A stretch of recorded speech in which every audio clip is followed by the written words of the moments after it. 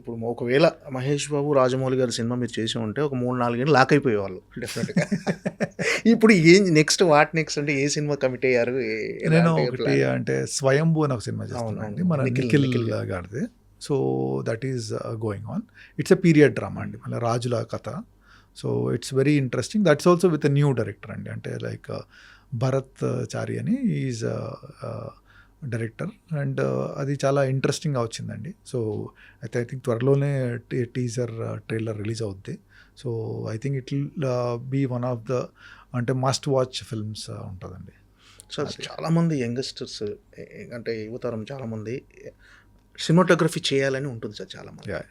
Sir మీరు ఇచ్చే సలహా ఏంటి సార్? సినిమాటోగ్రఫీలో ఎలాంటి ఫ్యూచర్ ఉంది? వాళ్ళు ఒకవేళ కోర్స్ చేసి రావాలా? కోర్స్ చేయకున్నా పర్లేదా? ఎక్కడైనా అసిస్టెంట్‌గా జాయిన్ అయినా కూడా సినిమాటోగ్రాఫర్ అయిపోవచ్చా? అంటే మీ గోల్ చేరుకోవడానికి ఎలాగైనా రావచ్చండి. అంటే మీ స్థాయిని బట్టి, మీ యాక్సెసిబిలిటీని బట్టి అలాంటిది. బెస్ట్ అంటే నేనేమనుకున్నానంటే ఎప్పుడు డెఫినెట్లీ కోర్స్ చేస్తే definitely it will always help అండి. ఎందుకంటే ఒక్క మనిషి దగ్గర అసిస్ట్ చేశారనుకోండి, ఒకళ్ళు ఇద్దరి దగ్గర అసిస్ట్ చేస్తే మీరు ప్రొఫెషన్ కంటే ఎక్కువ వాళ్ళ స్టైల్ నేర్చుకుంటారండి. వాళ్ళు ఇలా లైట్ చేస్తారు, ఓకే వాళ్ళు ఇలా బ్యాక్ లైట్ చేస్తారు, ఇలా లేస్తారు, ఇలా చేస్తారు అని నేర్చుకుంటారండి. వాళ్ళు ఎందుకు చేస్తారని మీరు అడగరు, వాళ్ళు చెప్పరు. బట్ కోర్స్ చేస్తే ఏంటంటే మనం ఎవ్రీ లైట్ ఎందుకు పెడుతున్నాము, ఆ పర్పస్ ఏంటి అని మనకు తెలుస్తూ ఉంటాయి. It's not only about light అండి. అంటే ఇప్పుడు కెమెరా మూవ్ అవుతుంది అనుకోండి, సో కెమెరా ట్రాలీని ఎందుకు చేయాలి, ట్రాలీ బ్యాక్ ఎందుకు చేయాలి, సో వాట్ ఎవర్ అంటే ఆ షార్ట్ పర్పస్ ఏంటి, సో లైక్ ప్యాన్ ఎందుకు చేయాలి, so whatever. So every short తీసినప్పుడు సో దాని వెనకాల what is the philosophy behind it, how అన్న ఆ క్వశ్చన్స్ అన్నీ మీరు తెలుసుకుంటారండి ఇన్స్టిట్యూట్లో చేస్తే. So then you will have your own style which develops. So మీకు కావాల్సినట్టు. సో లేకుంటే at the end of the day మీరు కొన్ని సినిమాలు చేసిన తర్వాత అంటే మీరు బయట 10 ఏళ్లలో నేర్చుకునేది మీరు ఇన్స్టిట్యూట్లో చేస్తే అది 3 ఏళ్లలో నేర్చుకుంటారండి. సో ఇట్స్ అంటే ఒక మొత్తం నాలెడ్జ్ని అంతా కన్సైజ్ చేసి ఒక ప్రాపర్ ఛానలైజ్డ్ లేలో ఉండి, ఇక్కడైతే అంత స్కాటర్డ్ ఉంటుందండి. సో స్కాటర్డ్ నాలెడ్జ్ ఉంటుంది. కానీ మీకు యాక్సెసిబిలిటీ లేదనుకోండి film institute, but definitely okay like ఎవరైనా అసిస్ట్ చేసినా ఇట్ ఈస్ ఆల్వేస్ బెటర్ అండి. But best is always like అంటే మీరు ఎక్కడైనా కోర్స్ చేసి నేర్చుకుంటే, సో అప్పుడు అంటే నా దగ్గర చాలామంది వస్తూ ఉంటారు, నాకు చాలా ఇంట్రెస్ట్ ఉంది సార్, నేను 5 years నుండి. ఓకే నీకు ఇంట్రెస్ట్ ఉంది, కానీ నీ ప్రొఫెషన్ నీకు అంత ఇంట్రెస్ట్ ఉన్నప్పుడు వాట్ డిడ్ యూ టు అంటే మీరేం చేశారు దాన్ని నేర్చుకోవడానికి? లేదు సార్ ఇంట్లో సినిమాలు చూస్తున్నానంటే అది కాదు కదా, సినిమాలు చూడడం కాదు కదా. సో ఇట్ ఈస్ లైక్ అంటే మీరు దానికోసం చదువుకున్నారా, దానికోసం ఏదన్నా అంటే ఇప్పుడు 3 years కోర్స్ నుంచి నేను ఇప్పుడు అసిస్టెంట్ 90% అసిస్టెంట్ని కోర్స్ చేసిన వాళ్ళని పెట్టుకున్నాను. ఎందుకంటే they have given 3 years of their life to learn something which they want to do.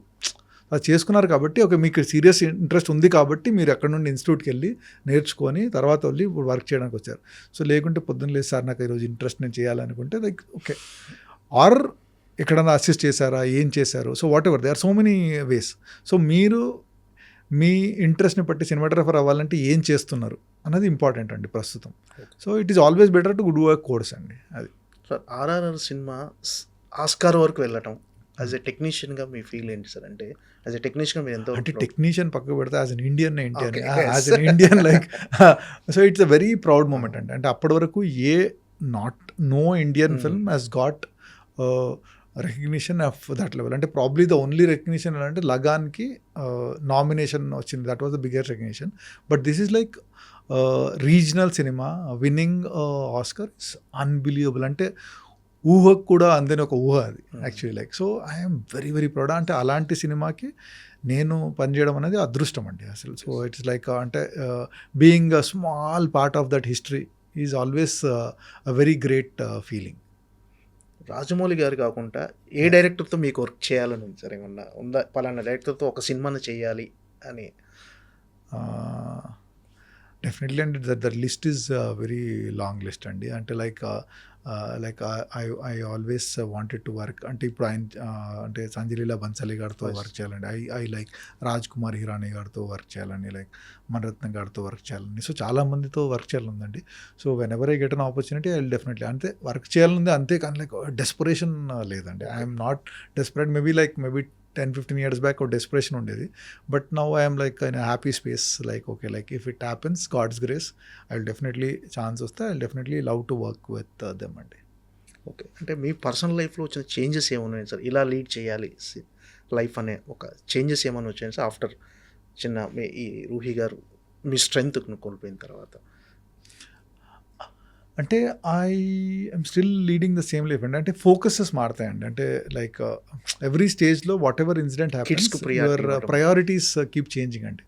So ఆ priorities defines what you want అండి. కొంతమందికి కరియర్ ప్రయారిటీ అవుతుంది, కొంతమందికి ఫ్యామిలీ ప్రయారిటీ అవుతుంది. సో డిఫరెంట్ స్టేజెస్లో ప్రయారిటీస్ ఉంటాయండి. సో ప్రస్తుతం ఆ priorities will keep changing with what you are going through in life అండి. సో ప్రస్తుతం ప్రయారిటీస్ మోర్ లైక్ టువర్డ్స్ అంటే stabilising more my career and more giving more time to my kids and other things. So అలా priorities మారుతూ ఉండాయండి. So like and definitely like after Ruhi passing it's a big change. So the priorities like అంటే see change priorities are there. So yeah it keeps happening. మీ వర్క్కి వేరే cinematographer ఎవరైనా compliments ఇస్తుంటారు sir? రెగ్యులర్గా టచ్లో ఉంటారా ఎవరితోనన్నా మీరు? మీకు మోస్ట్లీ అండి. అంటే లైక్ ఆర్ఆర్ఆర్ తర్వాత లైక్ చాలామంది ఫోన్ చేశారండి. Like especially రవికే Chandran garu, like Tiru garu, so many people called me and like they appreciated that.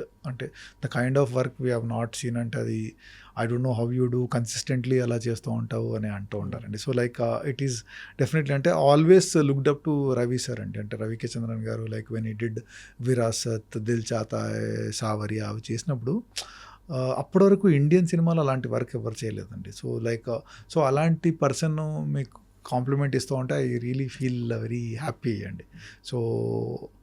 So అలా like thank God like every film I do I get at least మా కమ్యూనిటీ నుండి I get calls and like they appreciate my work అండి.